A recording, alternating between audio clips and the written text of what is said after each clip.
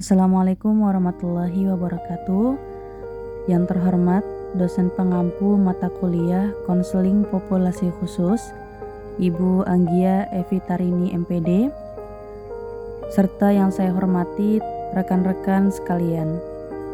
Perkenalkan, nama saya Adinda Salsabila dengan nomor NPM 20 2001 5048. Di sini saya akan mempresentasikan hasil dari wawancara saya, yaitu mengenai kajian tentang klien pecandu narkoba. Untuk pembahasannya, di sini ada pengertian dan dampak menjadi pecandu, jenis pecandu yang berada di masyarakat, karakteristik klien pecandu, layanan BK yang tepat bagi klien pecandu, permasalahan yang sering muncul, analisis kebutuhan klien, potensi yang bisa dikembangkan, kendala yang dihadapi dalam proses wawancara, dan layanan BK yang tepat diberikan. Yang selanjutnya ada pengertian pecandu narkoba. Di sini ada dua pengertian. Yang pertama ada pengertian dari narkoba, lalu yang kedua ada pengertian dari pecandu. Nah, narkoba ini adalah singkatan dari narkotika, psikotropika, dan bahan adiktif. Narkotika dan obat-obatan tersebut merupakan zat yang dapat mengubah kondisi mental dan fisik seseorang. Zat tersebut dapat mempengaruhi cara kerja otak, perasaan, dan perilaku, pemahaman, dan indera seseorang. Nah, sedangkan pecandu sendiri adalah orang yang menggunakan atau menyalahgunakan narkotika dan dalam keadaan ketergantungan pada narkotika, baik secara fisik maupun psikis. Untuk yang selanjutnya ada dampak menjadi pecandu. Nah, di sini ada dampak berupa fisik. Jadi gangguan pada sistem saraf seperti kejang-kejang, halusinasi, gangguan kesadaran, kerusakan saraf tepi. Sedangkan gangguan pada jantung dan pembuluh darah yaitu seperti infeksi akut, otot jantung, gangguan peredaran darah. Nah, lalu ada gangguan pada kulit. Nah, gangguan pada kulit ini seperti penanahan, alergi, dan eksim. Sedangkan gangguan pada paru-paru atau pulmoner yakni seperti penekanan fungsi pernafasan, kesukaran bernafas, pengerasan jaringan paru-paru.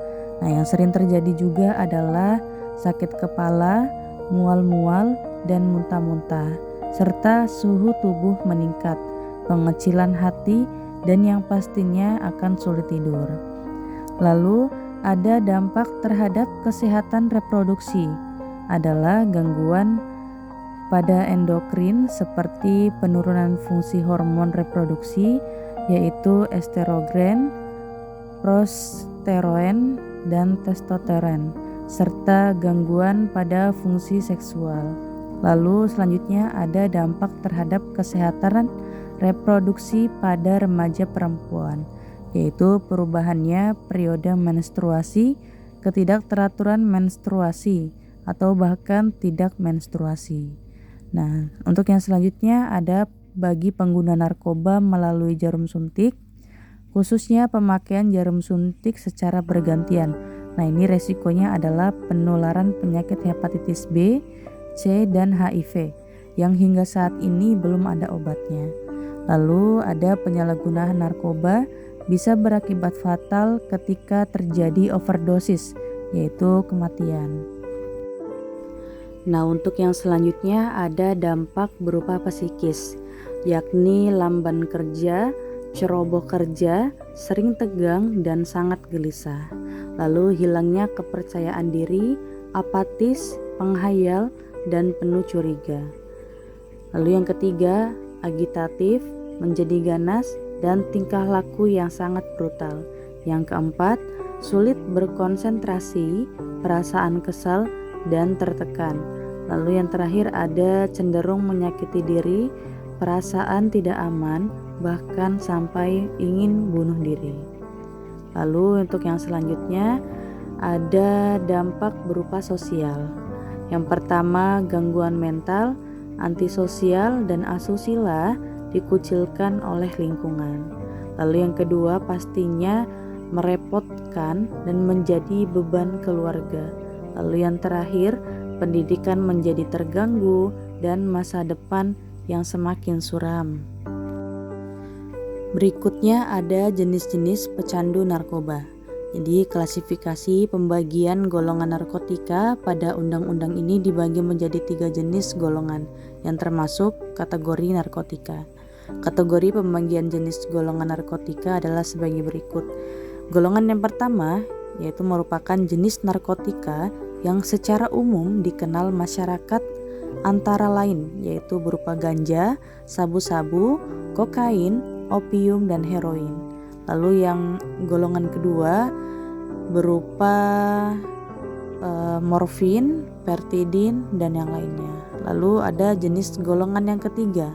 Nah, jenis golongan yang ketiga ini biasanya dikenal secara umum oleh masyarakat yaitu adalah kodein. Identitas klien. Nama kita sebut saja dengan Mr. A, usia 32 tahun, alamat berada di Jakarta Utara, hobinya menonton anime dan bermain bola, pekerjaan karyawan swasta, dan status adalah lajang.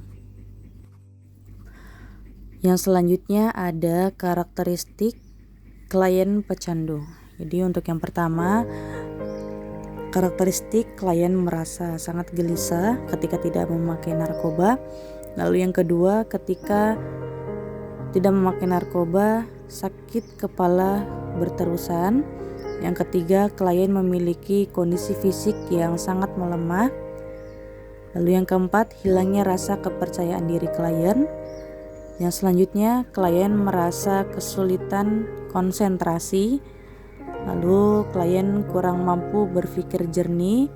Klien mempunyai emosional yang sangat labil. Klien memiliki sikap yang tidak bertanggung jawab. Dan klien terlihat wajah yang sangat pucat dan sangat lesu karena ketika tidak memakai ataupun ketika memakai si klien tidak mempunyai hawa nafsu makan. Yang selanjutnya, layanan BK yang tepat diberikan klien pecandu. Di sini ada 3 layanan yaitu berupa konseling individu, konseling keluarga, dan alih tangan kasus. Untuk konseling individu yaitu agar memudahkan konselor untuk memahami letak permasalahan inti klien. Lalu yang kedua ada konseling keluarga. Jadi konseling keluarga ini dilakukan untuk meminta bantuan terhadap keluarga pecandu. Jadi tujuannya agar lebih memudahkan konseli untuk mengutarakan pikirannya terutama dalam hal hubungan emosional. Lalu yang ketiga ada alih tangan kasus. Jadi ketika guru atau konselor tidak mampu menangani kasus pecandu, itu klien akan diserahkan kepada pihak ahli yang menangani masalah tersebut, seperti polisi, BNN, psikiater, dokter, dan yang ahli lainnya.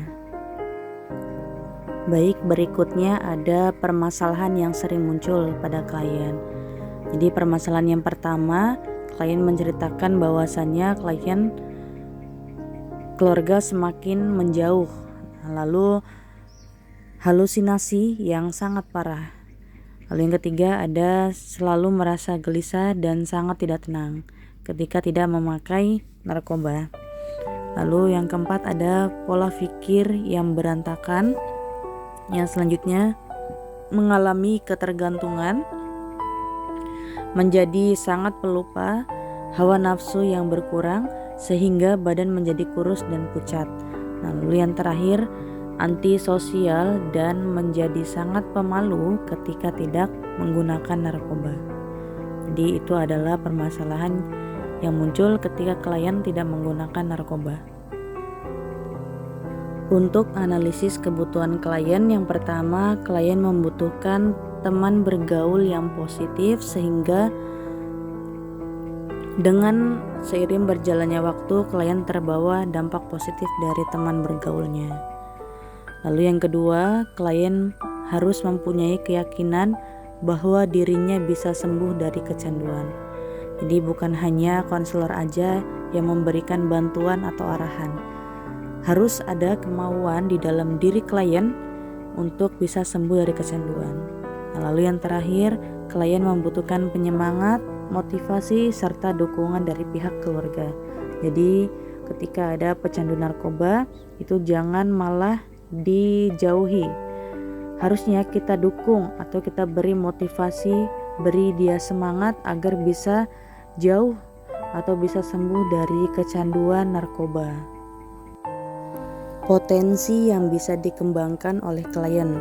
Jadi sebelum menjadi pecandu, klien menceritakan bahwasannya si klien mempunyai hobi menonton anime dan bermain bola.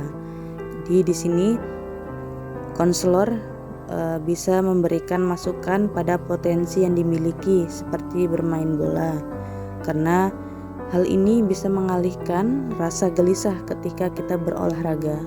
Lalu si klien ini juga beberapa kali waktu dulu memenangkan turnamen dalam futsal.